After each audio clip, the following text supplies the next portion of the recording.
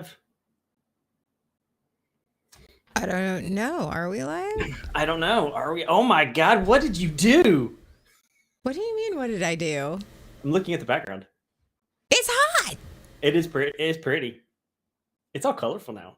Colorful or dark? Is Uh-huh. that is that the whole? Is it the new one or is that the theme? You going with the theme for today? Listen, I mean, it's whatever I want to make it. Okay. You do you. Hello, Are you everyone. still? But Sarah, are you still fiddling with it? Do I need to start this? Kick us off? Go ahead. Welcome to Waking Up. I am Pepe, aka Sean, and with me is Anna. And this is our our mental health podcast. I was saying religious podcast. This is our mental health podcast, where we talk about religious trauma, regular trauma, and everything in between.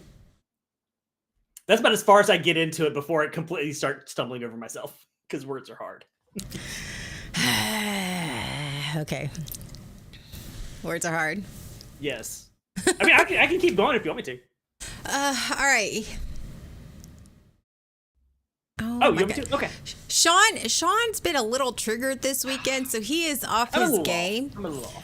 A little off by a lot off. Like he apparently took a vacation across the country, And not a good one. No. No. Apparently his house guest decided to trash the place, so it's fine.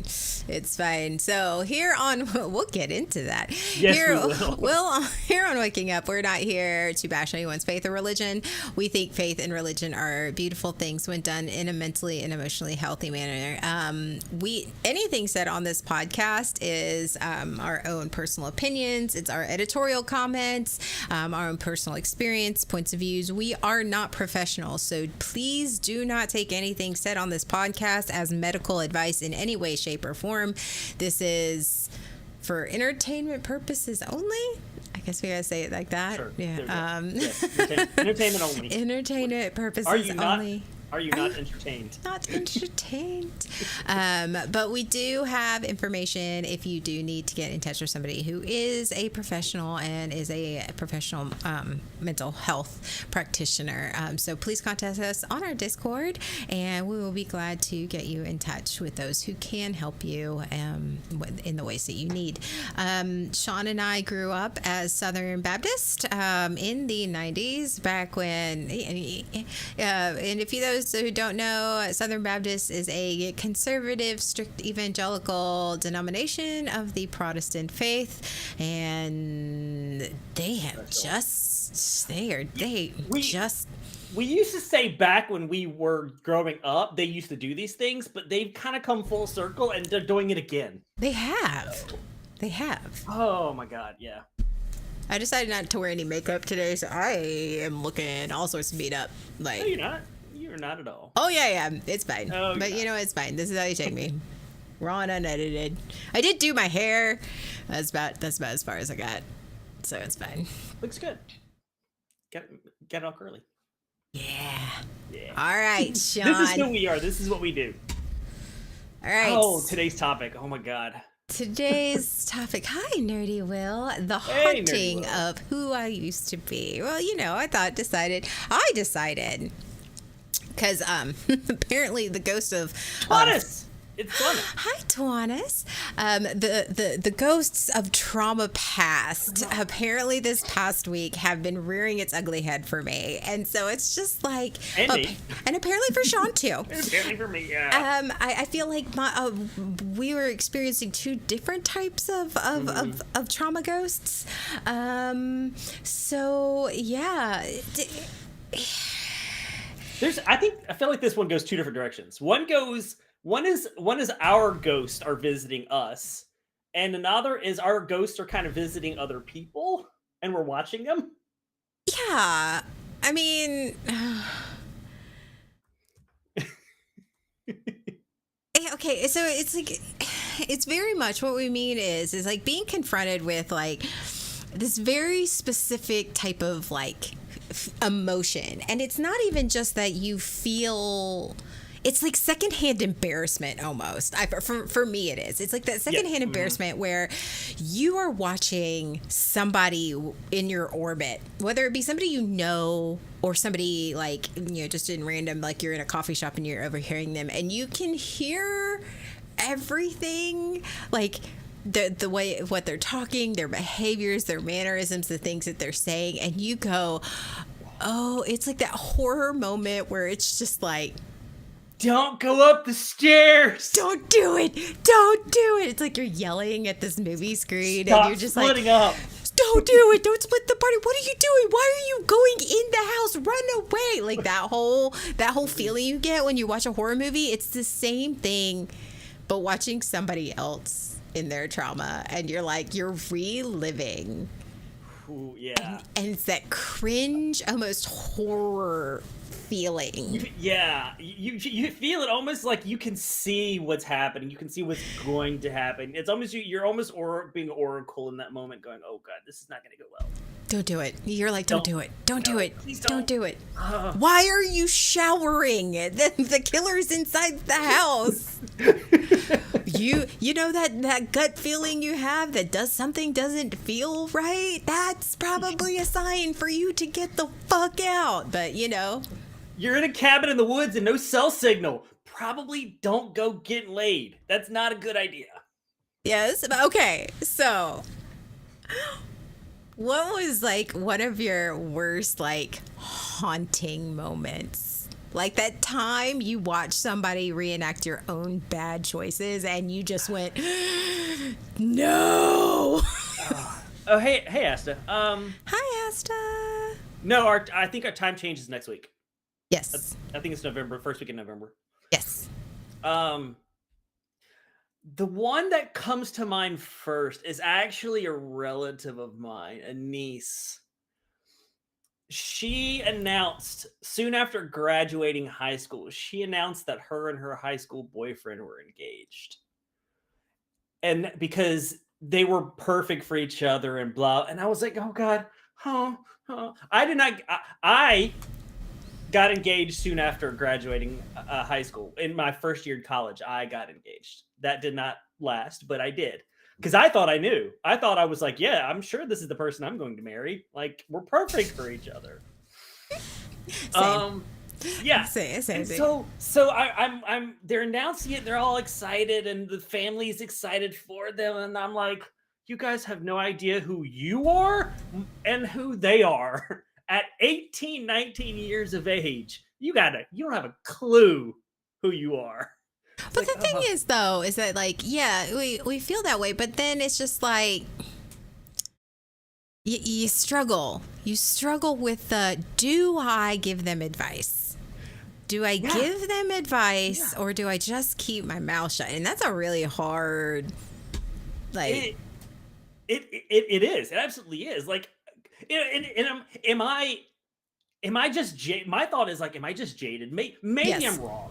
Maybe I'm just very jaded, and so like I'm going to be giving advice from an old divorced guy. Like, first of all, is it even point to giving advice? Or would they even receive that advice? Would you have received that advice though? No, I would not have. No, you didn't. Because people try to give me that advice. You try to give me that advice. So yeah, it's not like it would be received, but I'm like, but there's still a part of me that goes, I can save them. Maybe I can save them.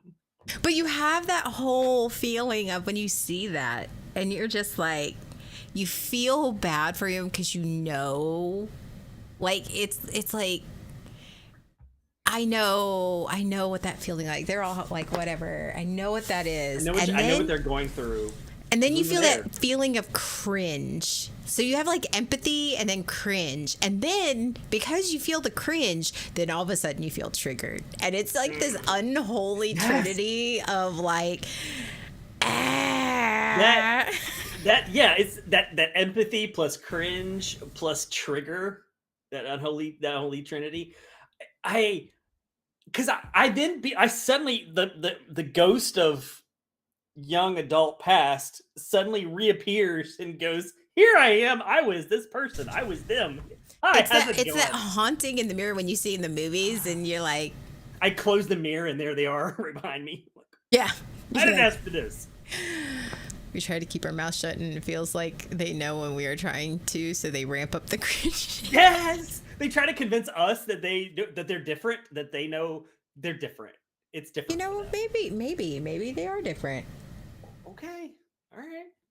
Well, the thing is they are different people. They are. It's a different generation, different people. Things are not the same. But I think for me, it was it's watching all of the pick me girls, all of the girls who, like, their whole existence revolves around getting the validation from others around them. Their whole existence of, I know I'm doing the wrong thing. I know I'm not doing, and everyone's telling me that I need to do X, and I know I should. But here are the reasons why I shouldn't. And then I'm going to complain when I have it, and it's just watching this going, God. Yeah. Oh. Boo boo. Honey, sweet honey child. It's that ghost of validation past. Like, you're watching this, and I'm just, and it's like, there's a part of me that, I'll get this on later, but there's a part of me that the longer I hear it, and especially the more aware I become of it, the more emotions I attach to their behavior. Really? The more emotions I have attached, and I'll explain why. We'll go to later on, but it really is. It's like a haunting. It's like you are being haunted by the person of trauma past, and all of a sudden this ghost appears, and you're just like, fuck. Because it's not just the idea. It's not just the idea of the past being there. It really. Ooh, Asta just said, redeemed, make us choose deep fried food or Italian food. Ooh. Depends on the situation. No. Am I hungover? Is it 2:00 in the morning, or is it? See, here's the thing. Is I'm Southern. I love everything fried, but there's something Are about. You at the fair? There's something about the carbs of Italian food. I mean, you're right. You can't beat that Olive Garden. I mean, that Olive Garden. I would have to say, though. Asta, if I was going to have to choose one, I would have to go with Italian food. I would eat Italian food over deep fried food any day. I would have to go that because deep fried food, it tastes really good. May taste really good going down, but I'm gonna pay if I eat a bunch of deep fried food. I'm gonna pay for it. Asta just said, "Go wash your Olive mouth." Garden, Olive Garden is Italian McDonald's, which would make a lot of sense because that is why my children love them. We are not sponsored by any of these restaurants, by the way. Just letting you know. I want to see Dom from Fast and Furious do an Olive Garden commercial because it's all about family. Sorry. Oh yeah, Sean's making very bad humor because he is very uncomfortable. Yeah. So. Oh yeah. So it's not just. Demon J, get out. This is what I do. No, I was saying that it's not just an idea of something. It's not just like, oh, this thought pops in your head. This is how it used to be. It really feels that part is standing right there, and like I can see them, and I can, almost like touch them. It's way too realistic in that moment, which is what. Indonesian, yeah, not a lot of that here. But it becomes way too real in that moment. Yeah. And then all of a sudden you then the trauma, it is like a ghost trauma.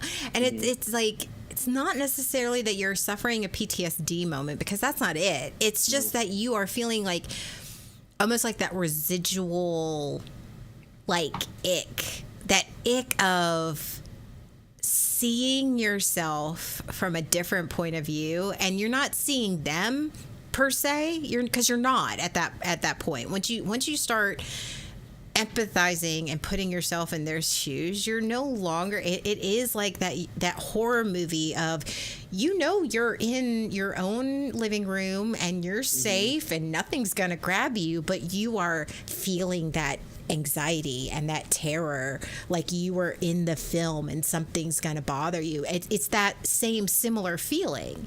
You all of a sudden have placed yourself back into that situation. Yeah. It's like the ghost kind of passes right through you and all of that comes back.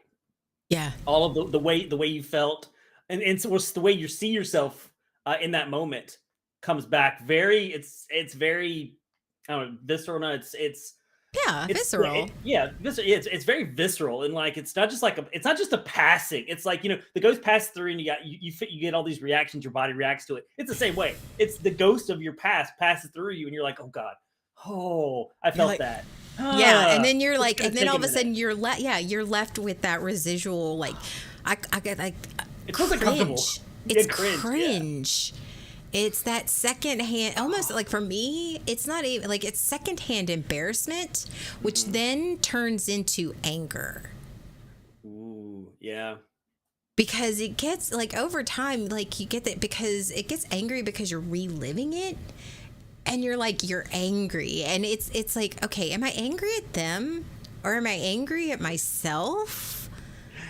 Yeah, it's that spotlight effect that it feels like this is what I did. This is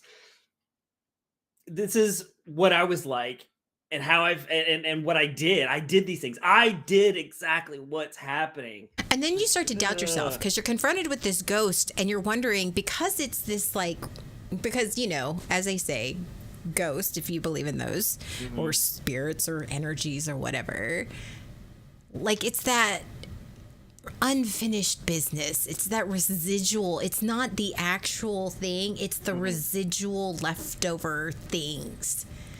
And it's not real. It's not there, but it's like you could swear you're right. Have you changed? If you're feeling this, have you actually changed? Yeah, the doubts do creep in. How different am I? Am I really that different? What would happen if this situation came back around? Like it really starts to question and doubt. Am I? Have I? And it takes for me it takes a moment to ground myself because I get that residual, that ick, that oh god, that feels like okay. Then I've got to bring myself back to the present of okay, this is who I am right now. I've got to start trying to reinforce that. Sometimes it's successful, sometimes it's not. But it takes a moment to come back to it. Speaking of ghosts, ma'am. Mom, I know you're streaming. Yes, which is the best? Which is her favorite time? It is her favorite time because she knows I'm sitting in one place for. Uh huh. Gimme. She's pulling at it now. Oh. Okay, I'm gonna try the other paw. Let's try the other paw. Hey, Mom. Hey. Excuse me.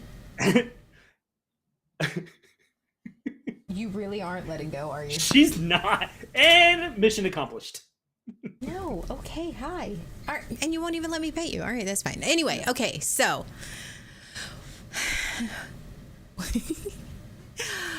All right. We need a quick fire. Name at least three of your trauma ghosts. Three, but when you say ghosts, so these are ones from the past, right? Not ones from the present. You know what? That's fine. That's fine. Either way. I mean, people pleasing would definitely be one. The old habits, emotional cutting, which by the way, my therapist had never heard about that. And so when I mentioned it, they're like, oh my God, that's really interesting. I said, well, you can thank my friend. I did give you credit. I totally gave you credit for that. Yeah. But I was like, he was like, oh, all right, you know what? That's a good one. I have to remember that. There you go. Emotional cutting. I missed my calling in life. You did. You totally, if totally graphic did. design doesn't ever work out, I'm going back to school for the next 10 years and going back and getting my therapist degree. It's fine. Absolutely good. Absolutely good. Yeah. So, yeah, people pleasing, emotional, codependency. That's a big one. Emotional cutting. Okay, emotional Yeah. cutting. Let me explain what emotional cutting is. Emotional cutting is basically another term that I lovingly coined. Emotional cutting is re-traumatizing yourself. It is taking something that you know will give you, that is bad for you, that will give you, and you take it mentally and emotionally, and you purposely make yourself feel bad over something. Now, it's not something that is like, but it's like something that happened in the past, or a person, or just taking those thoughts, and instead of, because those thoughts of those peoples and those events are going to creep in, but instead of taking it, acknowledging it, and just going, okay, I'm going to process it and let it go. I'm going to ride this urge wave until it's over. What you do is you purposely take it and you go, I'm going to think every bad thought about myself or about the situation, and I want to feel every bad emotion. And so instead of just allowing yourself to process, acknowledge, accept that you're feeling this way and moving past it, you embrace it and you re-traumatize yourself, because your brain is needing that that's why people like to fight. That's why people like to encourage drama, because it provides that dopamine hit. Yep. So, and just like with real cutting, as somebody who is a self-harmer, recovering self-harmer, but it gives you that I'm hurting over something over here, so instead I'm going to control the situation and the emotion by hurting myself about something else, so that I have transferred the hurt, so I'm not having to deal with whatever is actually bothering me. And instead, I'm traumatizing myself about something that I've already traumatized myself, that is familiar, that I know this feeling. Hurt. Yeah. And it distracts you. It is an unhealthy form of distraction. Now, distraction is a good coping mechanism when done in a healthy and positive manner. When you go, I am feeling bad, so instead of trying to mull over these thoughts, I'm going to mull over a happy memory, or I'm going to watch a happy TV show. Instead, you go, I need a distraction, and I'm going to think about the thing that I know really hurts, so that I can justify feeling this way. Yeah. It is very much like real cutting, but it is done at an emotional level. Yeah. It is intentionally hurting yourself, hurting myself emotionally to get that feeling, to get that rush, to get that, like you said, shifting. It's shifting to something that I know and that I feel, and I can get that hit. I'm feeling bad about myself, and so I'm gonna it's do a control this. And it's a control. It's literally, that's and Asta said that they used to, and I too I have self-harmed, and it's about controlling the pain. Anytime you do it physically or emotionally, it's about this is a pain that I can control. I can turn it as little or as high up as I want, and I can control this. And it's familiar. And it's familiar. Well. Yep. Because go ahead. I was gonna say, because I like the idea of, especially there's an area that you need to deal with. For me, there's insecurity. I'm feeling a lot of insecurity. I don't know how to deal with that, and instead of using my tools and focusing on that thing that I don't know what to do with, and I don't know how to deal with it, I shift it to something I do know, something that is familiar to me, a familiar pain, and then I use that to kind of refocus, and I'm dealing with something. And as long as I can focus on this pain, I can control that pain, and it's familiar to me, and I don't have to deal with this other thing that I don't know how to deal with.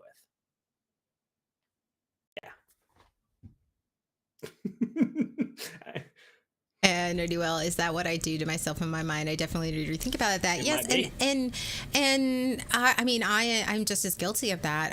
A lot of it's so stupid. Yeah, well, it's not stupid. And yes and no. Your statement is not incorrect. It's illogical. Yes. It doesn't make sense, and especially to those who, like you said, Asta, you're a physical self-harmer. It doesn't make sense to somebody who's their coping mechanism isn't that. It doesn't make sense. Like, why would you do that? Yeah. Well, sometimes it's not logical, and that's why it's unhealthy. your brain, we saw this before, the brain is a very, very resilient thing. It will figure out ways to deal with something, whether it's healthy or not healthy. All the brain knows is I'm dealing with this and I don't want to deal with this anymore. And when you don't, especially as a kid, when I don't know how to work through something and I don't have anyone helping me work through it, I'm going to do whatever I can do to get rid of this uncomfortable emotion, this uncomfortable experience. Mm-hmm. And so that's where the negative coping mechanisms come in. Biting my nails. That's a form of self-harm, because I only do it when I'm anxious, and that redirects that pain from the mental. It gives me some sort of solace. So yeah, when you're looking at it from outside, it doesn't make sense. Right. But it's what I did in the moment. And once that becomes a habit, once that becomes just something that I do and becomes my mechanism, it gets hard to break. Mm-hmm. Just like anything. One of mine is binging and purging. Mm-hmm. I feel the comfort in the overeating, and then I feel uncomfortable, and then I feel gross and disgusting, but I can fix that by purging myself, and that's really bad for me, and that's not healthy, but it's something I can control. I'm comforting myself and then comforting myself again, and it's neither one of those is a healthy way, because I'm not dealing with it. And it's and you know, it's, I could go over the list of all the other ways I have emotionally and physically self-harmed, and that and it happens. It happens. We just over time, you have to learn how to recognize it and go and go. Am I re-traumatizing myself, or is this just something I haven't dealt with? Mm-hmm. You know? So yeah, emotional eating is a weak point for me. Same. Oh, absolutely. That was my first coping mechanism. Well, not my first, but my first major one that I identified as, because I gained so much weight, and I've struggled with my weight ever since, just because of the emotional eating. Emotional eating is a comfort. Eating also provides dopamine, and it's one of those things. It's because emotional eating tends to not be carrots and celery, and like because it's sugar and salt. And I also am undiagnosed ADD, or at least I was. So you're craving. So I'm craving the sugar and I'm craving the salt and I'm doing the things. I didn't realize that was like a neurodivergent trait, and I'm just like, yeah. So you're fighting it on two fronts. Oh yeah, it's great. It's awesome. So all right, the jump scare of empathy and the dumb things we do to escape it. Triggered in real time. Yeah. So, okay. So, you all of a sudden, you were confronted. You were jump scared by this past behavior, the ghost of trauma past. That's what we're going to call it, the ghost of trauma past. Ghost of trauma past. And sometimes the ghost of trauma present. You know, I mean, either way, I'm not going to even. Sometimes ghost of past is like a day ago. Yeah. Yeah. So, okay. So, what do you like? What are some of the like common mistakes you make to try to exercise that demon? I mean, that demon, ghost. that ghost, that situation, that feeling. Oh, I'm not the best person to answer that, because I really struggle to do that.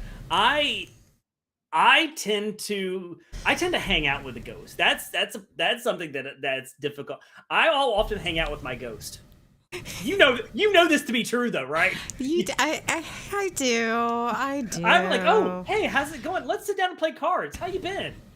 Like, instead of going, no, I think I'm, this is enough. I'm going to walk away and removing myself from I was like, hey, let's sit down and let's have some fried food. I don't know why you're so comfortable with secondhand embarrassment and like secondhand cringe. I don't understand why that's like a thing. Because for me, I like feel gross. Like, it's just... there are certain, what depends on, like, the recent one was like where. But yeah, there are times where I have done the same thing, where I do feel that, especially like some of the relationship stuff that I've been through, when those come back, I'm like, no, that I'm not okay with that. That's not gonna work. That's not what we're doing here. Okay, but like when you have seen somebody else, Okay. when you've seen somebody, or you're seeing, like your niece, for example, Yes. or like maybe a time where you've seen somebody else do it and you've actually like, have you, because mine is fucking, I know what yours is. like, it is lecture. Like, I have a tendency to fucking lecture. Like, it's Dude. so bad. It's like I've had to, as overtime, and I'm like, I don't really know what the fuck I'm talking about. Why am I trying to lecture this person? Oh, it's not because I'm trying to save them, because it's also on top of like I'm trying to save them from themselves and not make the mistakes that I did, but it's also trying to like I lecture them because it's like, don't do it. It's like trying to lecture the characters, like you're yelling at the screen, going, "Why are you going down there?" And having this whole lecture of, "Why are you doing this? And you shouldn't be doing that." And if you know that somebody's inside the house, why don't you get a fucking alarm for your house and don't pick up the goddamn phone? And the people that you're lecturing take it as well as people on the screen do. Yeah, they don't. Yeah. And you become annoying. And they go and they make their own mistake, or they don't. You don't know. Yeah. Oh, I'm trying to figure out where I fall in as far as when other people do. I mean, I do have a codependency and a recovering white knight. So savior mode is kicked in the past. Like, you shouldn't do this. You shouldn't do this. Let me fix it. Let me tell you how to prevent it. You should. Yeah, I've gone savior mode more than a few times. Like, oh no, don't do that. No. But Oh you're my God, actually you're pretty lectury too, though. I was thinking that. I was like, I kind of fall. One is like, it starts off lecturing and then maybe it goes into saver mode. But yeah, I have done this. So this happened to me, and let me tell you what happened to me, and let me go through all this stuff and why you shouldn't do it because blah. Yeah, I've done the lecture too. But see, the problem with lecture mode is like we're trying to. It's like the people with like the ghost hunters that are just like, you can like, saging and holy water, and you're throwing that shit at them. Like, here's what I did, and here's what I went through, and here's what you need to do, and here's what you need to do, and you need this, and you need that. Just listen to me. If you just listen to me, if you do what I say, just do what I do, and it's just like, it's not your unresolved business. It's not your place, but you come off as preachy and know-it-all, and you're not coming off as supportive or helpful. You're just coming off as bitchy. Yeah, it's especially when if the person comes to me and goes, I'm thinking, this is what I'm thinking, this is how I'm feeling about something, about a situation in my life. The tendency is to launch into, for me, the tendency is to launch into lecture mode. I have no idea what that's like. No, right? Like, because what I hear is, you got a problem, and I'm like, I've been through this problem. I can tell you how to fix this problem. Bam, right in there. Okay, I'm about to hit you. I'm gonna teach you something. Yeah. Oh, God. Now, hold on. Let me get ready. All right. Yeah. You get your emotional support back. Okay. All right. Is it that you're trying to save them, or are you trying to save your past self? That one. Yeah. And it's that one. Yes, it's that one. Yeah. It's that one. You're not seeing them in their unique situation, and that's where it's like you're haunted, and that's where the haunting becomes very, it's like those movies that everything becomes like is an illusion, and the person is talking to you as that person, but it's not that person, it's you. It's you. The ghost has inhabited them, and that's who we're having the conversation with. And that's who you're talking to. That's who you're lecturing to. That's who you're trying to save. You're not trying to see them in their situation and their, I mean, even though it mirrors that, and there are probably a lot of similarities in their behaviors, their actions, their words, their situations, they are not you. But you're lecturing them like they are you, and then that's when you're just going, because you're not trying to save them. You're not trying to help them. You're trying to save and help yourself. Yeah. Trying to the ghost of you, the past you, as if you could save that person. Right. Yeah. It becomes very determined. Like that's where all the fervor comes from, because it's never just like, hey, it's never just simple kind of matter of fact, and it tends to be a very fervored communication. The traumas come from inside the house. Exactly that. Yeah. And it's exactly that. Yep. Because it is. You're not being empathetic. What you're doing, and yes, you pseudo are in a way. I feel like I am, but I could be It wrong. goes to the extreme. It does. You are going.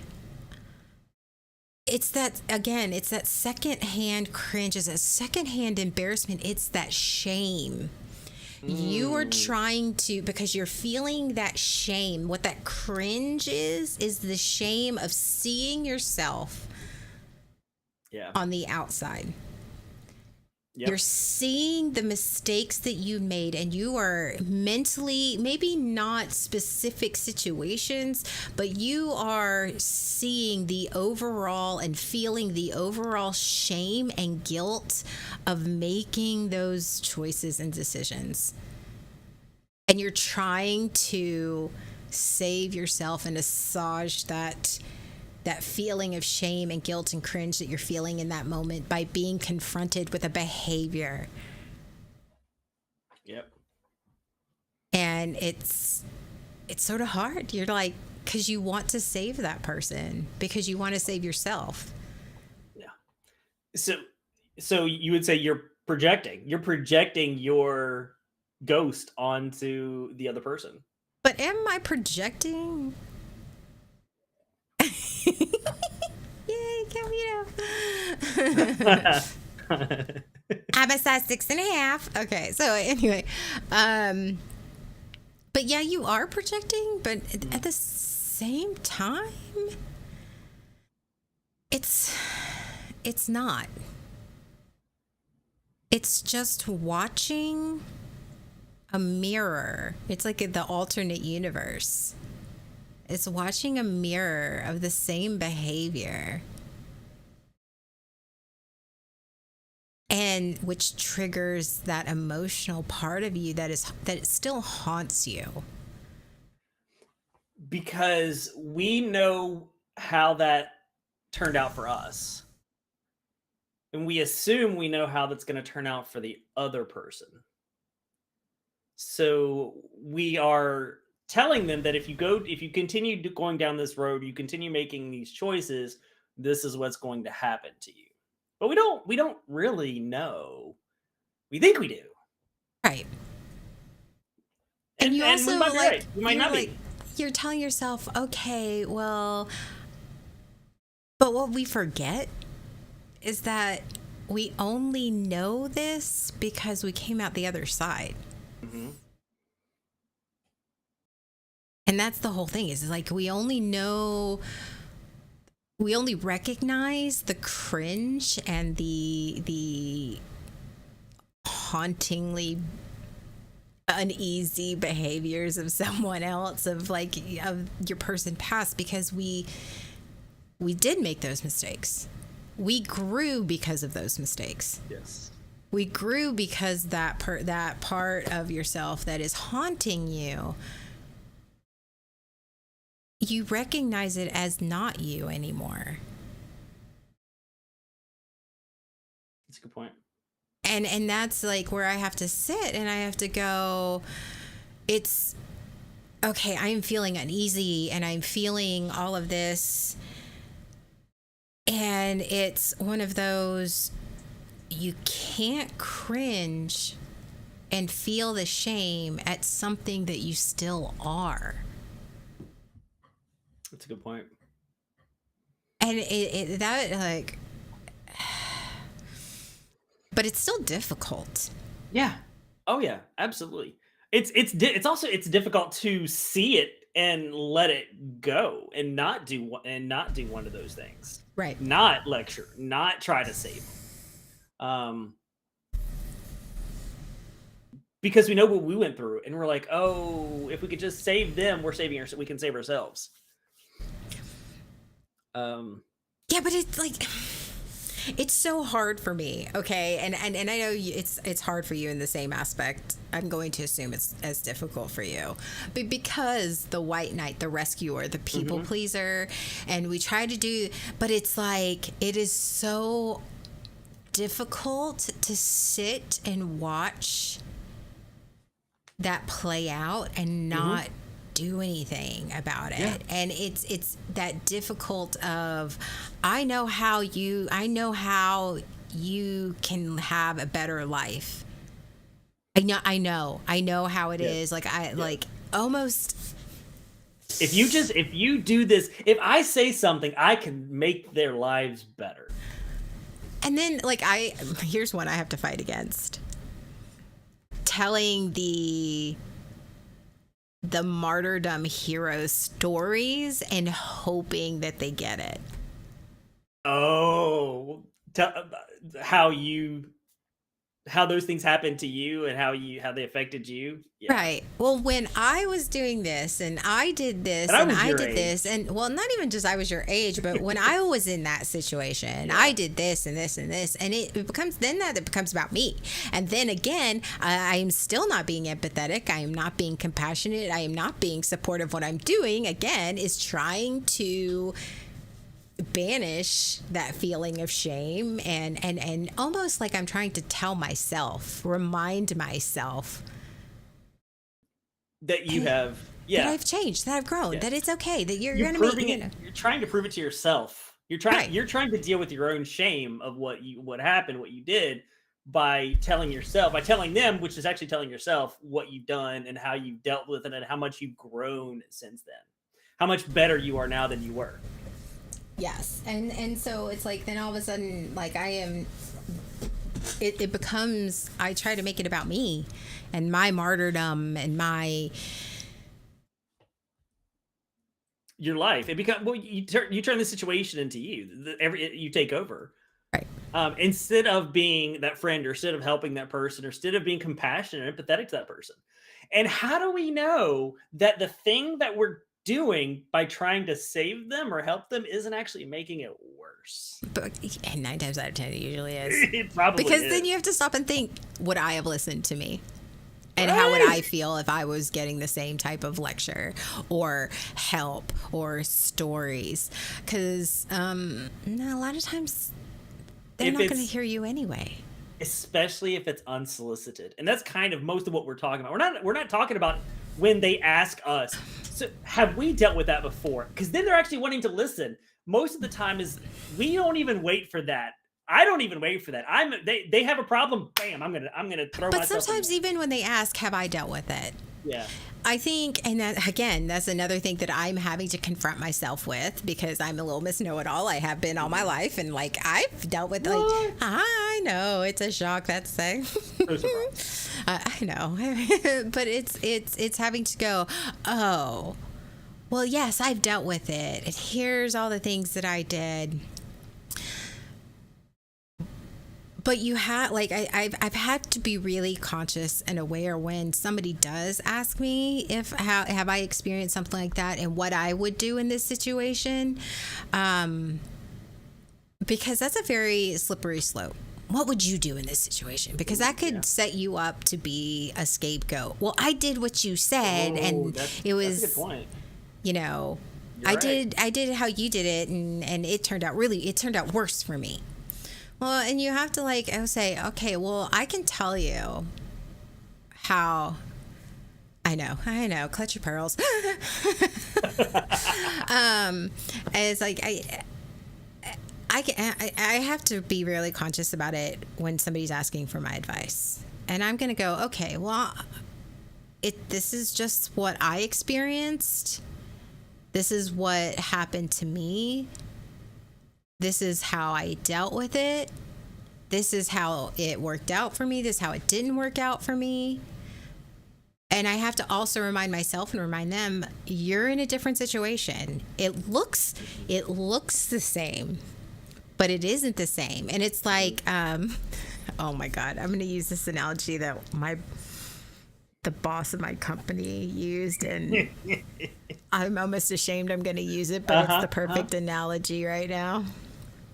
Oh God, I'm actually ashamed. I'm actually going to be using this, like for real. I would just like you to know I feel ashamed at using this, but it is the perfect situation to use it. Salt looks like sugar, and okay, it looks the same, but they're not the same because you're a different person and I'm a different person. My traumas and experience in life and my coping mechanisms and my personalities and my everything is very different. And we don't always we don't we all I would say we often don't know the context of the situation as well. We may not necessarily be given all of the context. Um, we may be asked a question in a very finite thing, or a very specific situation that we feel we've dealt with before, but it doesn't mean that the scope of the entire situation is the same. And so what may have worked for us in that moment may not work for them because of what the whole of what they're going through. Right. So that's why when we start the show, that's part of our disclaimer. This is what we've gone through. This is not professional advice. This is not professional. It's basically like, okay, all right, so this person is demon possessed, but this other person is poltergeist obsessed, like possessed. Mm-hmm. Those are two different ways of exorcising that demon. You still want it out. You still want it gone, but two totally different approaches, and you're handing them the wrong tools. Like, here's some sage and some holy water. Okay. Here's a TV with static. Right. But I mean, in that, you also, I think it's because I've been confronted with it for the past couple of weeks in a very major way, and I think it all got to me on Friday. Like, it got to me, and I was just, it was this feeling over the like several days of the exposure of, once I recognized it, and once it's like once you break up with somebody, you can only see their make and model of car everywhere. It's like, mm-hmm. Once you notice it, it's everywhere. Yeah. That's the way I felt. I tried to exercise my demon, and then I started taking protein creatine. Facts. Facts. I mean, I can't argue with that. But so like, once I was like, I became, something was said, and I became very aware of it, and then it just got it's like that glass shattering moment, that mm-hmm. Moment of fuck, like, you can't not see it now. Something was said about you? No, it was something was said in a situation. Somebody was saying something and talking about, and it was very much, I was reminded of of like my behaviors and my emotional insecurities and mm-hmm. my just insecurities in general, and a lot of the unhealed, the behaviors and things, that even the way I used to say things and how I used to view conflict and all of those things was very different before I started addressing my traumas, and I started really doing some massive healing work. And so I was spending a lot of energy not being the fixer, not being the lecturer, being, mm-hmm. I was like, okay, I'm going to do the healthy thing. And I'm going to, even though I want to say this thing, mm-hmm. I'm not going to say this thing. I'm going to listen and be supportive, mm-hmm. because that's what lecturing them, scolding them, fussing at them, it's not going to make them feel any better, and it's going to cause tension between me and that other person. Mm-hmm. But I spent so much of my energy, but it's trying like, not to do that. It's that constant feeling of like the ghost in your face, like that ghost, like that only you hear. Only mm-hmm. you hear that ghost. Only you hear that demon, and it's right here, and it's just like, na, na, na, na, na, and nobody else sees it. Nobody else sees do you remember mm-hmm. when you did this? Do you remember when you acted like that? Do you want to, mm-hmm. here, let me show you every flashback of every moment, and you're just sitting there, and nobody else is experiencing this except for you. And it just got Friday, I had just lost it, and I got angry. I just was angry, and I was like, am I angry at these people because they are acting this way, or am I angry at myself? And the reality is I was angry at myself. And it wasn't even anger, it was disgust. I was feeling disgust with myself. I was feeling that anger and that disgust of going, I can't believe I acted that way. I can't believe I couldn't see that. I can't believe that I thought that that was okay. And I wasn't angry at them. I was angry at myself. Mhm. And just that haunting feeling of, because I thought I put that person behind me. And then I had to stop and I had to ask myself, okay, what does this actually show me about my healing? All right, let's stop. And instead of hating myself for I should have known better, and like being angry at this ghost and this demon that keeps rearing its ugly head, why is this ghost here? And why now is it a ghost? Because that part of myself is dead. It's just the residual remains of it. And then I think then it allowed me to open myself up to self-compassion and pride, and then compassion and empathy for that these people going, oh, okay, I didn't know any better, and they are on their own journey, and it's okay. And then all of a sudden the ghosts go, no, no, and then it's just like, and then all of a sudden you take a breath and go, oh, I couldn't see the ghost until that behavior died. Mm-hmm. And that was a big moment for me.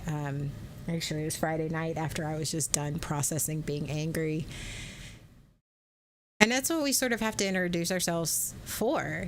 It's like that whole, okay, I'm feeling the cringe. I'm feeling the haunting. I did the pop scare. I just got scared with the poltergeist of trauma past. Where did it come from? Why is it here? Well, actually, my therapist hates why. She does hate why. Yeah. She hates why. She really does. What is causing you to feel this way? What is the thing that I am confronted with? And then you turn it into that, like, so you have that cringe, and then you have that curiosity, and then you have that compassion. And you got to lead it into the curiosity gives you some answers to move into that compassion. That leading with curiosity, that's a big one, and that's a struggle. That's a struggle that I have. That was I have a tendency. It's just gonna be a shocker to you. I have a tendency to think I know. I know, crazy, right? What? Oh, this is my God! I'm gonna breaking news. Water's wet. I have a tendency to swear that I know. Be convinced that I know. And so whereas it's important to leave, because that's why I hear, leave with curiosity. Like you just said, all the questions that you just said. And you were able to work through that and understand that and get to, I'm like, for me, it's like, I might start leading with curiosity, but as soon as I hit something that resonates with me, that makes me think, as soon as I get that one piece of evidence that is confirmation bias, that leading with curiosity is in a back seat. It's in the rearview mirror. And I'm like, I grab that, whatever that confirmation bias is, and I run with it. And if I'm not careful, I will run with it and just I will build a case around this confirmation bias. And I am convinced. He's convinced that there is a boogeyman under the bed. I'm convinced there's a boogeyman. That's what happened in the last 24 hours. I was convinced. I journaled last night, and in that journaling, I was like, I am 100% convinced of this. I even said that in my journaling. I'm 100% convinced. You know what the reality of it was? 0%. But I was convinced, and that's something that I'm still very much working through. Last 24 hours was an example of that. It's still, that is my ghost coming back. That is my ghost from a year ago coming back. And instead of leading with curiosity, I was like, hey, let's hang out and sit a while. Let's play some cards. Let's have dinner.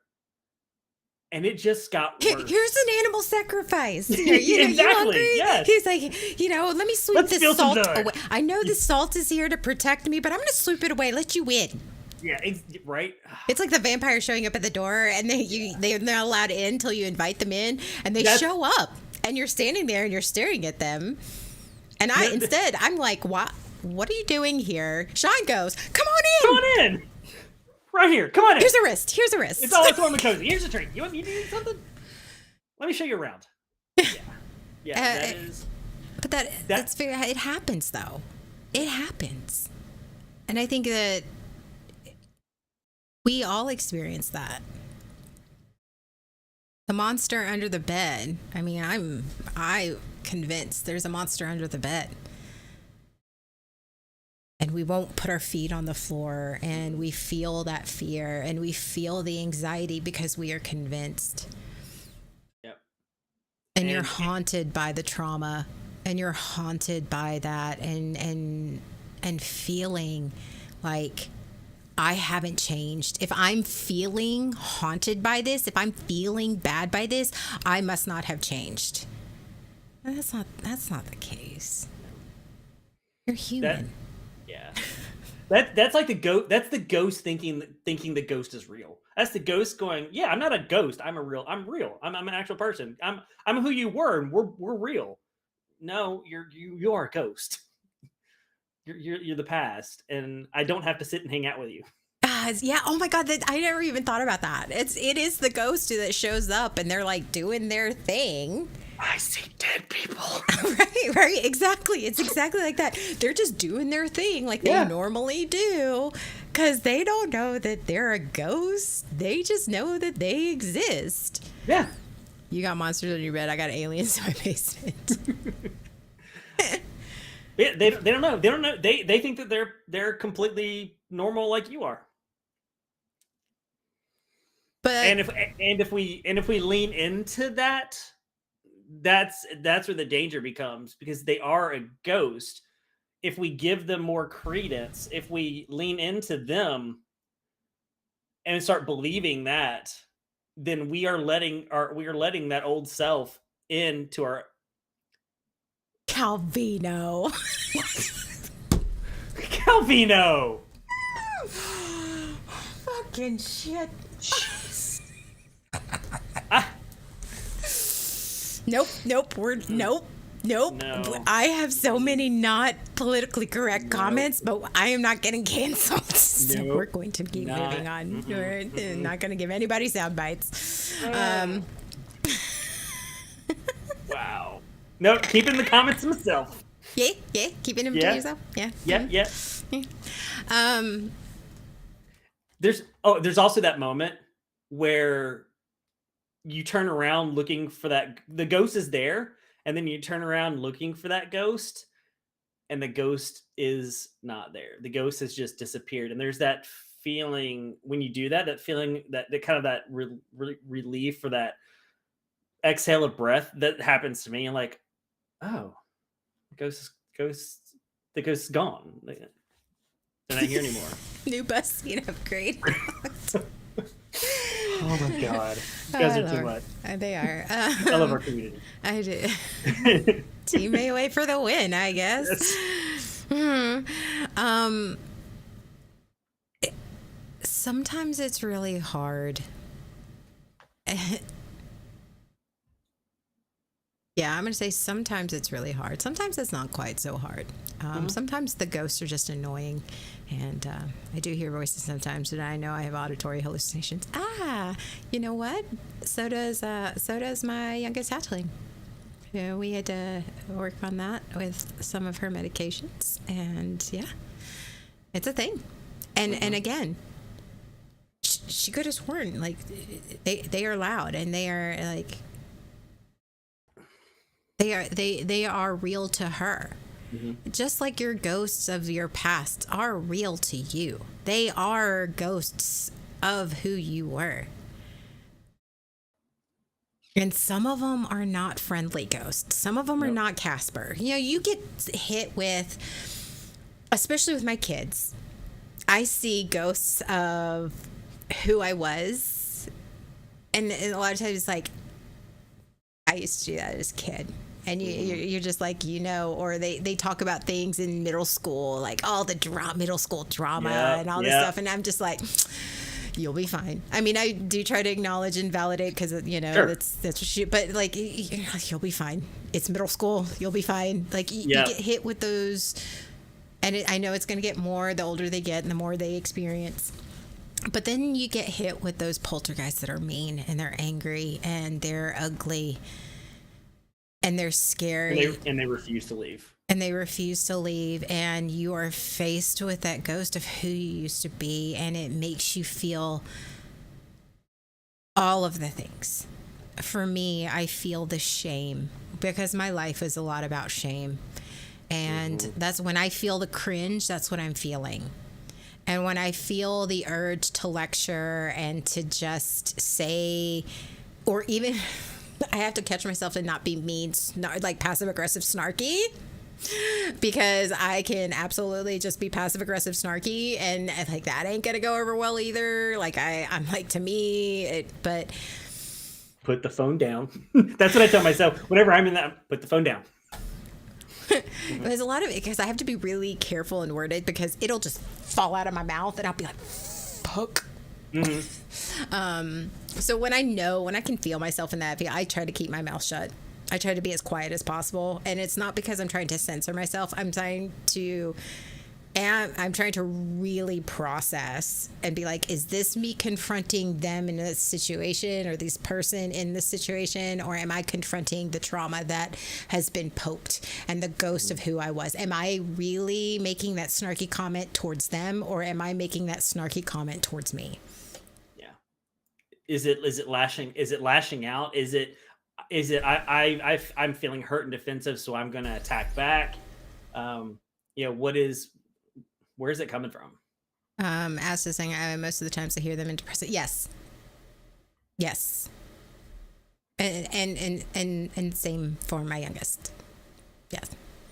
And it's hard. It's hard.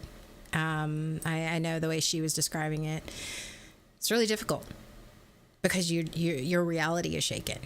And that's also it's not the same, but it's a very similar feeling to those who don't have any type of hallucinations like that. It's hard to decipher.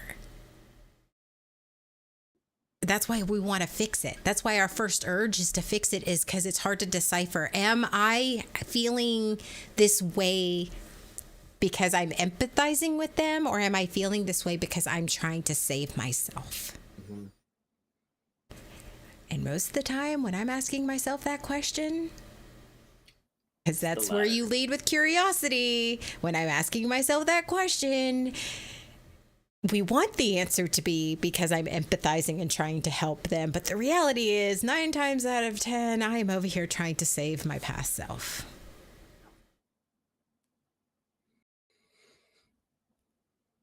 I would agree. I would absolutely agree with that. Know where the voices comes from. It makes me so feel. Yeah. And I can understand that. Well, let me scratch that. I don't say I can understand that. I can imagine because I know what my daughter went through. So I can imagine that must be very difficult. So. Yeah. What's the scariest ghost you've experienced? The scariest ghost?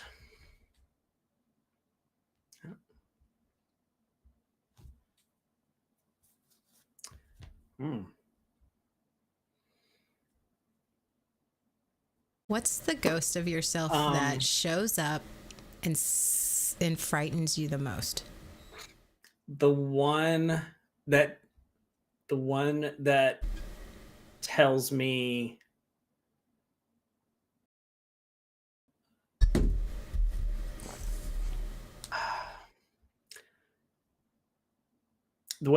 it's never going to get better. The one that tells me that I am broken and it's it's never gonna get better. I'm never gonna get better. I'm just, I am irreparably broken, and this is just it. And sometimes it pushes a little further than that. Sometimes it goes to it it hurts now, but it doesn't always have to hurt, and I don't mean that in a good way. That's the scary ones. Yeah. Yeah. Those are very scary. Mm-hmm. They can be quite convincing. Those are the ones that's the ghost that usually shows up when on the heels of another ghost when I've left the door open. The other one just goes, "Oh, look, the door's open. Let's just go right on in." It's that portal. Somebody left the portal open. Exactly. Somebody left it open. We'll just slip right on in. Yeah. So. Yeah. Do you believe that ghost is real? No. I mean, the ghost is there, but do I believe what they're saying is real? No. In the moment, it's hard. In the moment, it's difficult to not listen. But yeah. But I know that that's not that. I know that is just a ghost of the past. And that it is not that it is not who I am right now. So, yeah. Those are really scary for me. Yeah.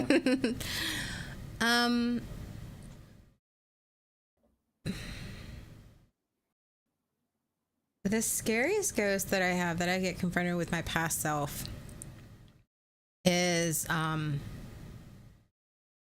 that need that I am not going to be loved, that I am not lovable. Like that ghost of, if I am myself, that past self, that feeling of self-doubt. I have to be what other people think I am. I have to get the validation that I am, that other people approve of me and my work and my parenting, and I have to get somebody else's validation. Otherwise, if I'm not getting validating on the things that I do and the choices that I make, then I am not a good human. Mm-hmm. And it's one of those, I get confronted with that a lot, and then I get... It's one of those, it's really scary. That is, yeah, absolutely. I would say the one that would say you will never be enough and stop trying, you're just a pathetic loser. Oh yeah. But the again, we are confronted with these ghosts. So that's step one. We feel the cringe. We feel the old residual feelings. We feel all of these things. Now we have to go to step two. We got to lead with curiosity. Where is this coming from? Yes. Where is this coming from?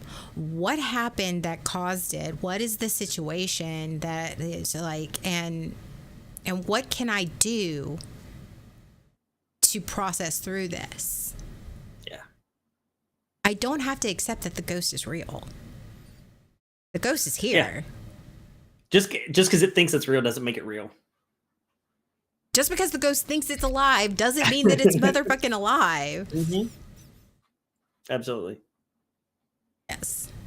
So how do we deal? So yes, leading with curiosity. And where do we go? What else do we do in order to deal with those ghosts? In order to... Oh yeah? What do we do? I don't know. What do we do, Sean? I don't know. What do we do?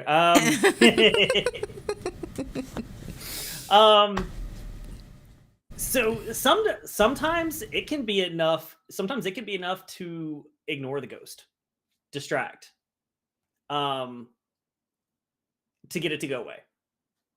But other times, the one I've slowly started to do is the journaling, which usually helps. Um, it's reminding myself that is just a ghost, that it is the past, that it is coming from the past, and it is the past. It does not represent the future. Um, um, Let's go down these talking beats because you're trying. yeah. Okay, so some of these talking points is things that we've done, that we've all Mhm. done. This is one I do. It's called visualization. I imagine myself. I know it's not the right way, but I can do it all at once. I get it. I mean, and Mhm. we got that on here too. But I literally sit and have a conversation with myself, and when I'm confronted with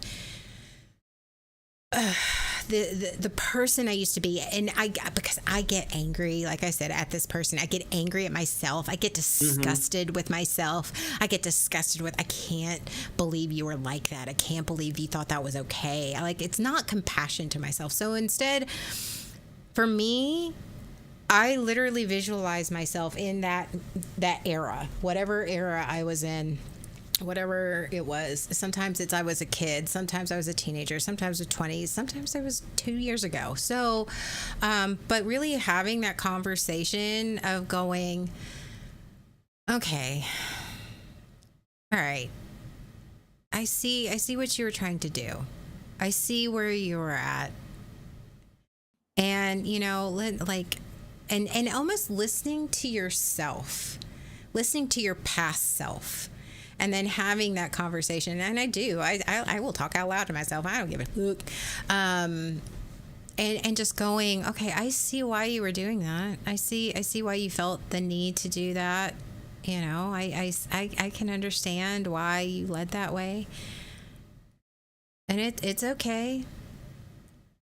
You'll survive it, and you survived it, and that's how I show myself compassion, by making myself, talking to myself like I am somebody else, because it's easier. As my therapist pointed this out this past week, I don't know what it is Uh-huh. easier for me to be kind and compassionate to somebody else than it is for myself. Ooh. Yeah.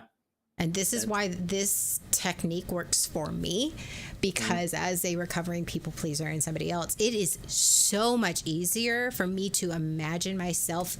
We call it the chair, sitting in a chair opposite of me. There is a chair, and my past self is sitting in that chair, and we are having a dialogue about what they're going through, what they're feeling, why they're doing these things, and you talking to them why you're feeling what they're doing and what it makes you feel. And it's having that dialogue as in a compassionate way. That's the part I'm missing. And it's almost because I pull myself out of, like, oh, because I'm so used to negative self-talk and negative, I should have known better, Mhm. I should have known better, because I'm always my harshest critic. Yeah. But when I pull myself out and visualize myself as somebody else, not somebody else, but as a second part of myself, I start talking Mhm. to that part. And that's what I did Friday night, as I was like, was I feeling angry because of what they were doing? Or was I feeling angry because I know where that all leads, and I'm feeling all of those feelings? Mhm. I'm remembering how all of that situation that I was in felt. Yeah. Kind Reality of. is it wasn't what they were going through, and if I'm really taking myself out of that equation for them, I then was like, "Ugh, what they really need is just love and support, and they don't need me judging them." Yeah. And I'm like, well, what did I need, and what do I need? Ooh. Mhm. What do I need? I need to not judge myself, because I didn't know any better. And the only reason I know better now is because I went through the situation then. Yeah. Because that part of me and that ghost and that crazy thing that it does exist, it exists because I went through it. By judging them, we're really judging ourselves. Yep. Yes. And that's what I've learned is when you're thinking about your younger self, when you're looking at your younger self, is that's one of the first times when I had a therapist, it's like, what are you feeling towards that? How are you feeling about when you think about very, very judgy when I first started this with therapy, being very judgmental about who I was, and the journey to get from there to compassion. So it's the same thing when you're saying looking at someone else that's going through the same thing. If I'm judging them, it's because I'm really judging myself, what I did, as opposed to am I feeling compassion towards them because of what they're going through, and even though I went through it too, am I compassionate about them going through it, or am I judging them for it? Yeah. And judging them for the choices they made when I made the same choices. Yeah, that's the other thing. Why would I expect them to make anything different? Right. I think that's the part that I'm just like, I get a little indignant with myself. I'm like, right? Who the fuck do you think you are? Because let me tell you about the monumental mess that you made of your situation. I think that's where my head also goes. Is let me remind you of the monumental shit that you went through, and you over here thinking that you got it all fucking figured out because, like, let me. Here's the presentation. It's like, again, it is like the ghost. Next slide, please. Next slide. It's like the ghost of Christmas past. It's like, okay, let me take you. I have 1 hour to show you all of the bad choices you Buckle made. up. Here it is. And just like Scrooge, you're going, oh God, that's not right. Like, yeah, and you try making excuses for yourself, and then yes. But I tend to walk around. Like you're talking about floating on a chair. I tend to walk. I don't know if that's better or worse. I find myself I have been talking to myself a lot more lately than I used to out loud. But I tend to be walking around when I do that, as opposed to like sitting on a fixed. I'm also working on not apologizing all the time or explaining myself, and that's huge. It is, absolutely. I wouldn't know at all what that's like. Either of those, no, not a chance. Nope. Mm-mm. And I wouldn't either. I've never. No, if anything, I under-explain. Mm-hmm. That's a lie. That's a lie. Yeah. No is a complete sentence. Yeah. Yes. But I think it also sometimes does help to be reminded of how far you've come. Why does this bother me so much? I think that was the question. And again, my therapist hates the word, like, why is this bothering you so much? It's not me. What about this situation is just bugging me so much? And I think that I honestly, if it came down to it, if I'm being 100% honest, what was bugging me was that I knew that there was nothing I could do. Ooh, that's a hard thing to accept. There was nothing I can do, and I had to understand that my journey is my journey, and their journey is their journey, and there's nothing I can do.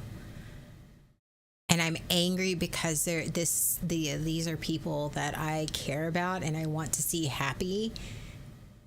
And yet I can't do anything about it, and I want to lecture them, and I want to but that's not what's healthy, and that's not what is going to be healthy and nurturing for my relationship with those people. I just have to accept how it makes me feel and sit there and just with my ghost and go, all right, here's some popcorn. You want to drink? Like, yeah, it's like, we're just going to watch it. Yeah. That voice that says, if I just said something, if I just told them, and taking that and sitting in it and accepting that it's not our, and what we assume we know th- that it's going to end up positive, that if we just, then it's going to You know work what out. else, but though I find comforting, and I think that it's hard to get there, and I don't get there very often. If I'm being 120% honest, I don't get there very often. But in recognizing it bothers me because I'm not that person anymore. The ghost exists because I have killed off that part of myself. Am I going to have another ghost haunt me 20 years down the road later on? Sure. Mm-hmm. I'm not going to be the same person I was 5 years ago. I'm not that same person, and I'm not going to be the same person 5 years from now.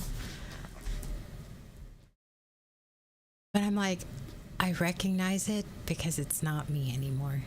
And it bothers me because it's not me anymore.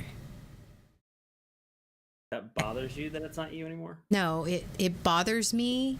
The reason seeing that bothers me is because Gotcha.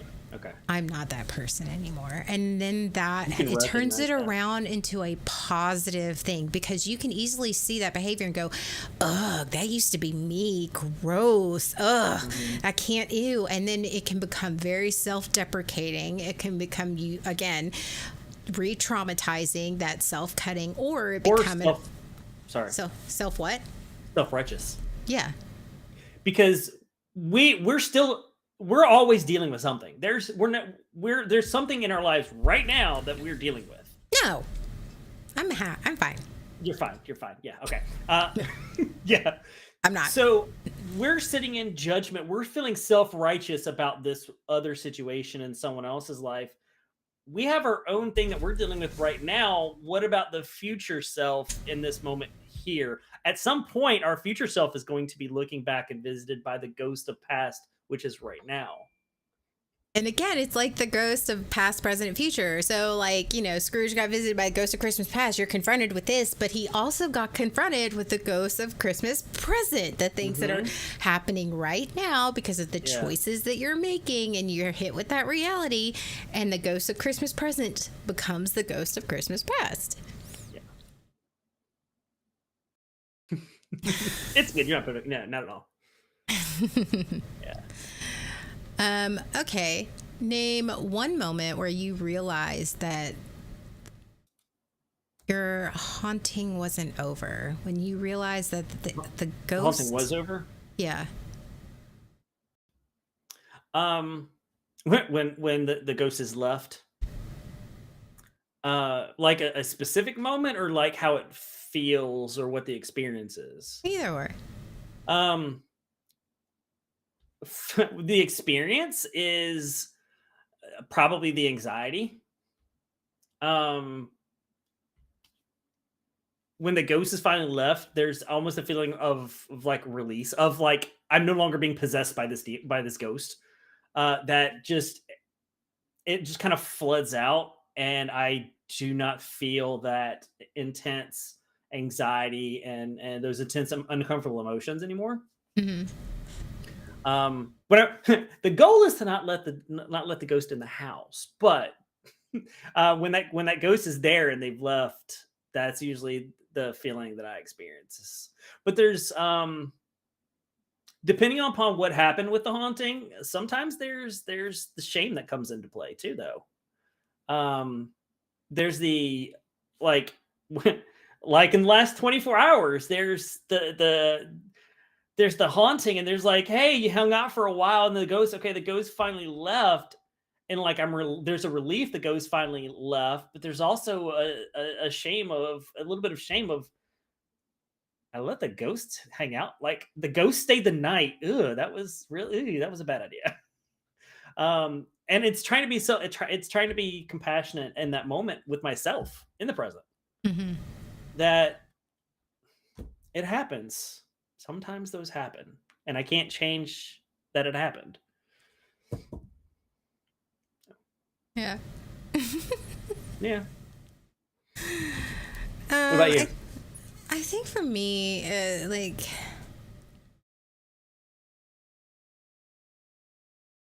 it's like, okay, it's like almost like in the movies, like the ghost is there, the ghost is there, the ghost is there. And then, like I said, I visualize talking to myself or whatever.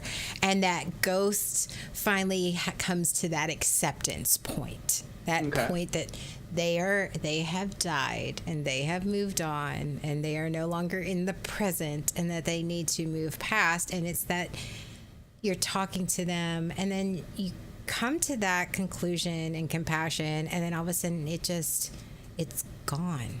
Just disappears. It's just not even just it dissipates. Dissipates. Okay.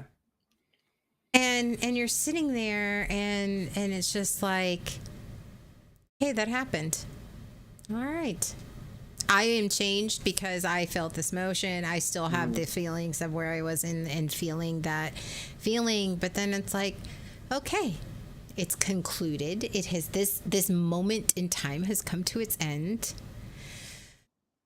Okay, well, and I don't sit and going, oh, let me rehash every single moment of this. I'm like, okay, it happened. All right, well, that was an experience. That fucking sucked. I guess we'll just keep living our life. And eventually, like, the ghost will come back, and I'm like, what are you doing here? The ghost comes to knocking again. Ghost is knocking, but they can't come in.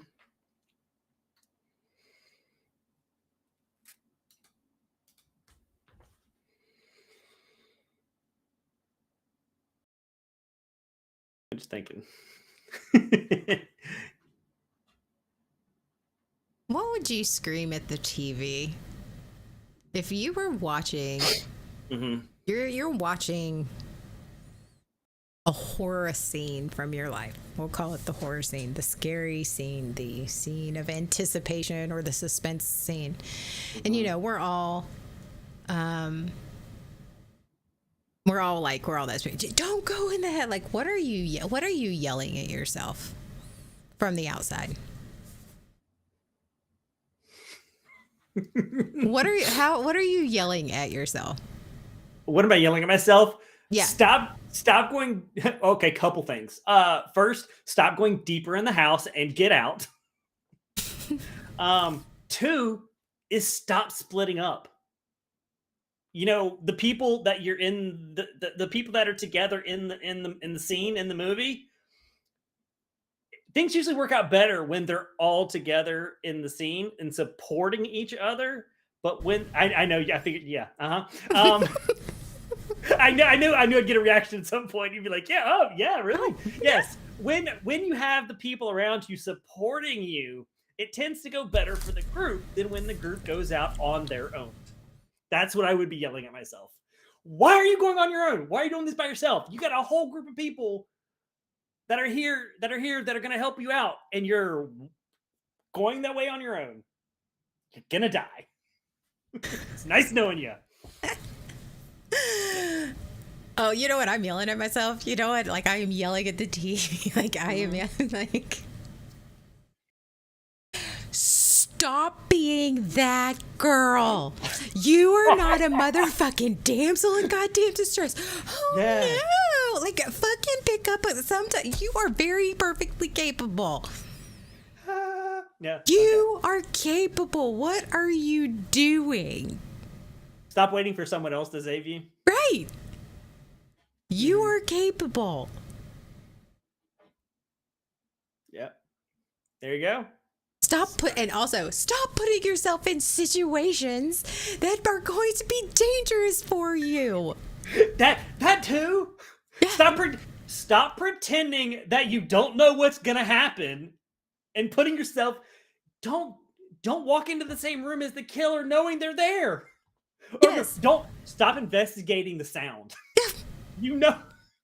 It's not gonna be anything good. You're like, oh my god, I freaked out. Yeah. Like the call is coming within the house. Don't pick up the goddamn phone. Right? Just hang up. Just put the phone down. No, don't even hang up. Just like let it ring. Pick it up. There was actually a movie I was watching yesterday that made me think about that. Stop picking up the phone. You're getting these weird text messages. Oh, somebody's gonna die. There's a block button for a reason. If you call the police, they're gonna die.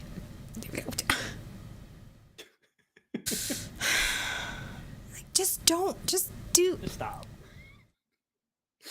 There's a lot of horror movies that could be solved by people acting smart. Scary movie, yeah, scary Yeah. movie. It's just like Yeah. but I think it's the I yell. What bothers me so much is like they concentrate on trying to figure out what the problem is. Like, what is the scary noise? I want to know what the scary noise is.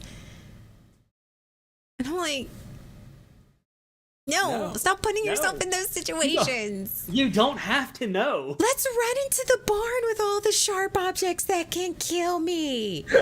Let's stop running into the place that is the most dangerous for us, and then wonder why we got hurt. How did we get hurt? How did we? I don't know. That's what I yell at the screen. I yell at when I am rewatching. I'm like, what? You ran into the barn with all the sharp tools, and then you were surprised at why you got stabbed. Yes. Got it. Okay. It's like Jay's not helping. Maybe they accidentally. Okay. I didn't know what you did last summer. All the movies. All of them. And here's the thing. Okay, don't split the party. All right, cool. You have your support system. Why is nobody coming up with a plan? Why does everybody seem so motherfucking panicked? There's always that one person who does well in a triage situation. Yeah. And they're the one that survived. Imagine that.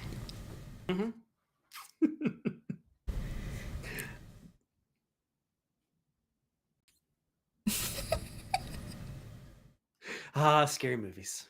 I just... Oops, I don't know why I highlighted that.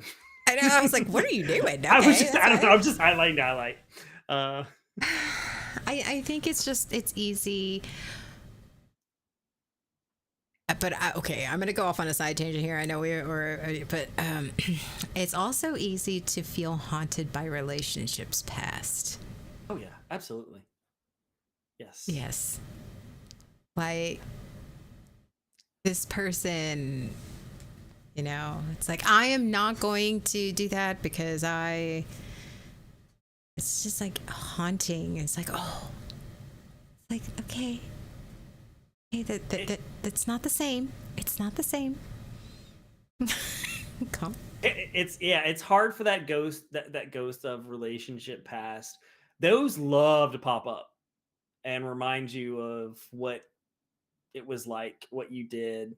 Especially when you get into fights, like you're all in that honeymoon phase, and then all of a sudden you especially if you've been in red flag relationships or things, and then they do something, and then all of a sudden that ghost of relationship past pops Remember up. when? See, this is what they did last time. This is when your last person did XYZ. They were doing this, so they're bad. They're doing the same thing, are they? Or is the ghost just haunting you? And then have a discussion about it. I don't have to deal with a romantic relationship ghost. Yeah, but that also applies to friendship ghosts too. That is true. Relationships doesn't necessarily mean romantic as well. Yeah. So especially when the person does or says something that is something that was done or said in a previous relationship, but it could often be completely innocuous. But that ghost will go, "Oh, I'm here. Don't forget. By the way, ghost just suddenly pops up." It's like but we also have to remember, not all ghosts are the poltergeist. Not all ghosts are out to harm you. Not all ghosts are out.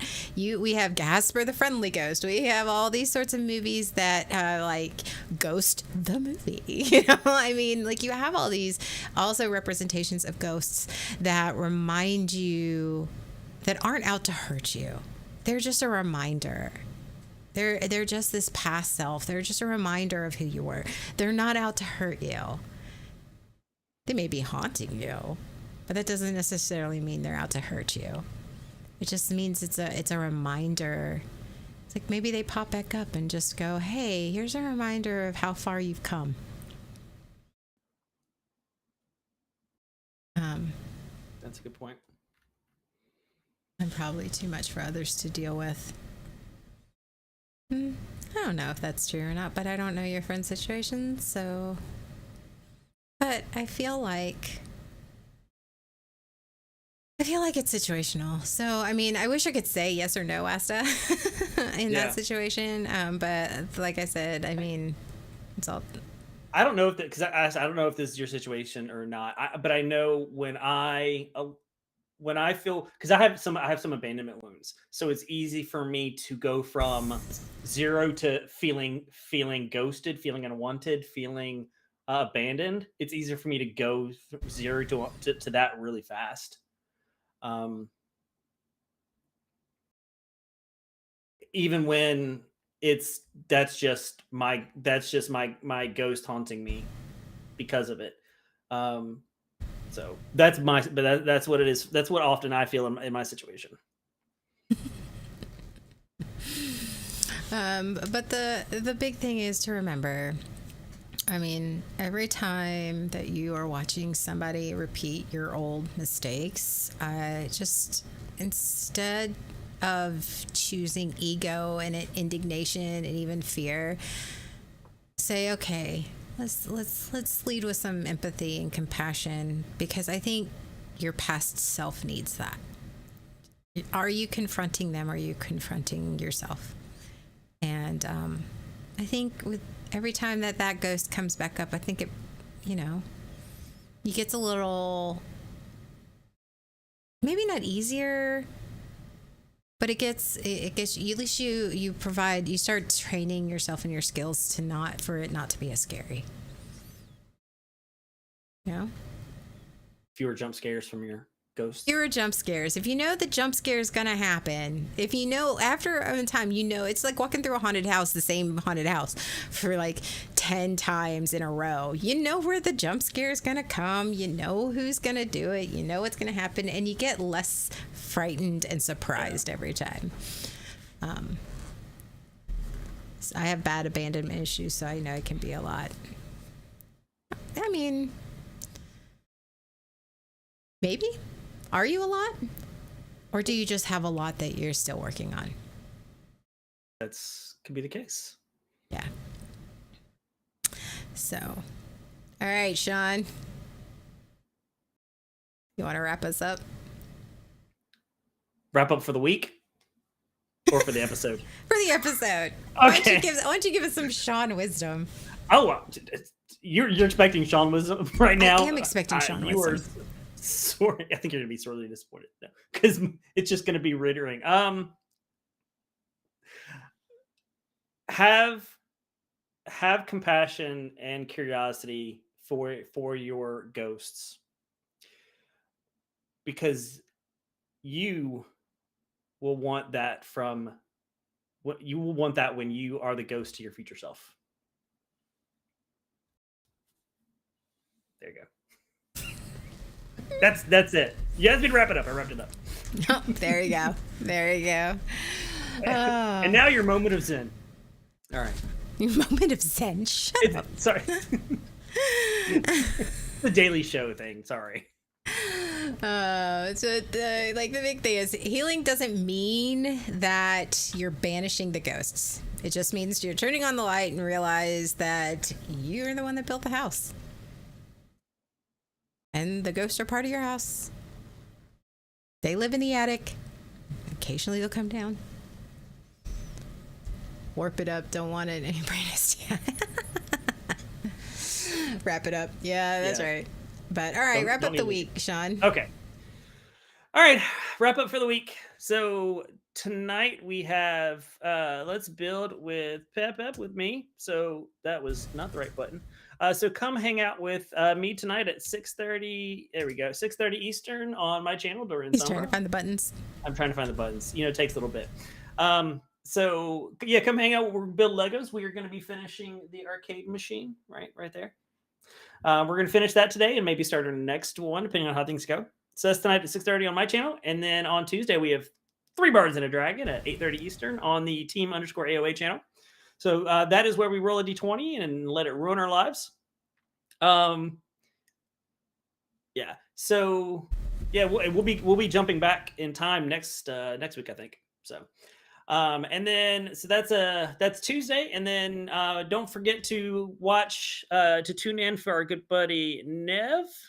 He's streaming on Tuesday, Thursday, and Sundays at 8:30 Eastern, and that is his channel. You want to give him a follow. He's a great streamer to watch game. And then the last thing we have is our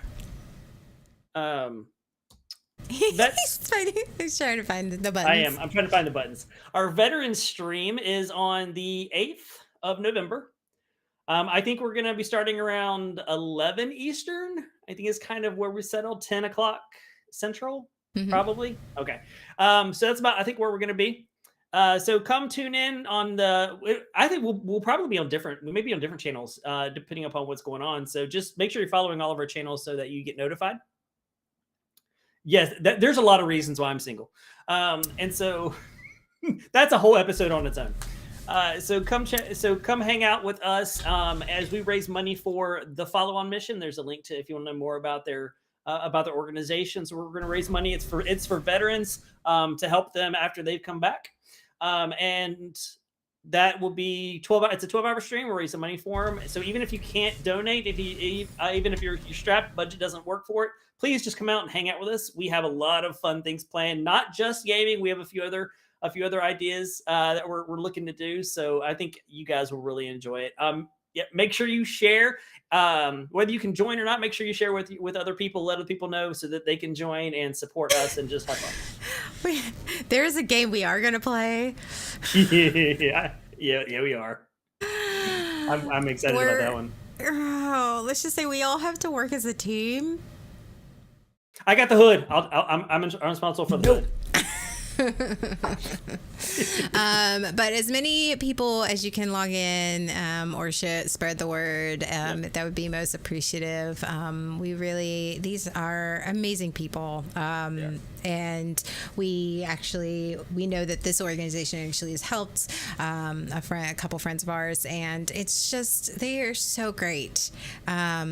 They are the salt of the earth. They are so kind, and they are so grateful. And I'm not saying that any other organization is not this, because any organization that helps, but they are a smaller organization. And which I think that we appreciate more, because the smaller organizations often get overlooked. And we've been doing this for 5 years. This is I know. And this is just, as somebody that has a family full of vets, has friends who are vets, and it's just, we support them. It's a very worthy cause. Regardless of your political affiliations, and I know a lot of you have strong political opinions right now, but remember that our veterans are people, and that our veterans are people that need help. And I think that sometimes we forget that that they made a choice, and they need support and love and compassion, and that they're good people. They're good people. Yeah, absolutely. They're good people, and some of them have seen some pretty terrible things. And you know what? This organization, Follow On, really, really, really, these people are amazing. And the reason that they started the organization is amazing. It's a husband and wife. The husband is a veteran, and she was just looking for a way. They were looking for a way to mentally help each other, and so it was great. They're great. We met them and immediately we're totally here for this, totally here for you guys. We want to support you in any way that we can. They're not some foreign organization that we're just like, oh, they're not. No, these are like real people that we met with, and they are fucking fantastic. I can't speak of it. They are just that great. They keep your asses safe. They do. And there's a lot that goes on that we don't know about, and that they can't talk about. And Follow On is like, we talk, it's in case you don't know about this mission, they perform adrenaline therapy.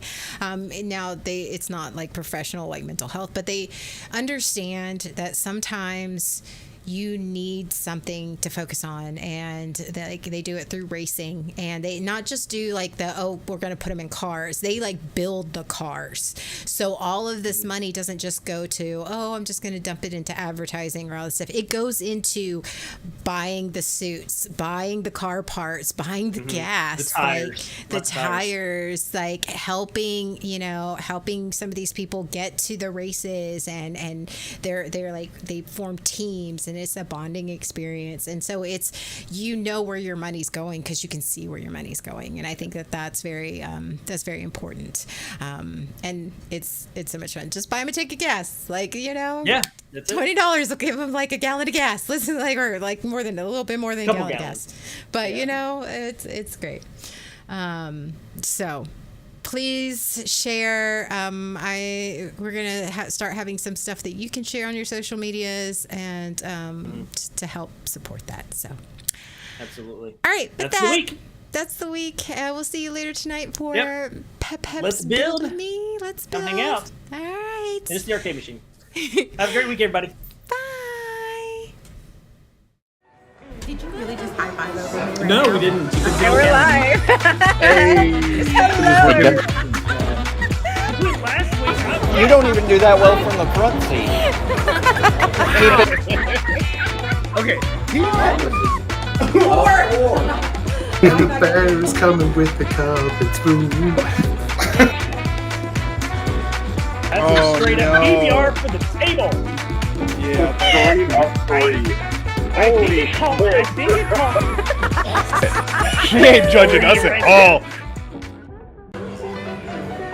Did you really just high five over me? No, we didn't. Okay, we're live. Hey. Hello.